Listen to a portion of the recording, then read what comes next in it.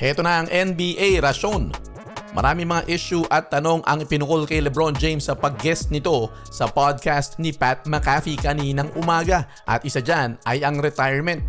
Nito ngang Disyembre ay nag-40 anyos na itong si LeBron James. Kaya sinagot niya ang katanungan na kailan ba siya magre-retiro.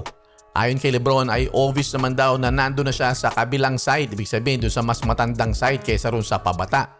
Pero para daw sa kanya ay nasa isip lamang daw yan.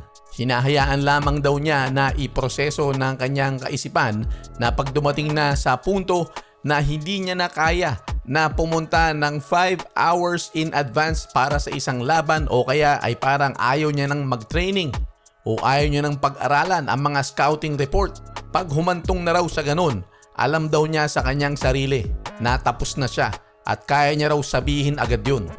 Siyempre pwede nating sabihin na malaking bagay dyan ay yung performance ni LeBron James. Titignan niya rin niya yan sa kanyang sarili at lalo na rin ang performance ng kanyang kupunan. Sa huling 10 laro ay 3 lamang ang kanilang naipanalo. Pang-apat ang panalo nila kanina laban sa Indiana Pacers. 13 points lang ginawa ni LeBron James pero siya naman ang nagpanalo. Pero mas madalang naman na maglaro si LeBron James ng ganyan lamang ang kanyang ginagawa. Asahan natin ang bounce back game niyan, siguradong meron yan. At tiyak na hindi magtatagal yan.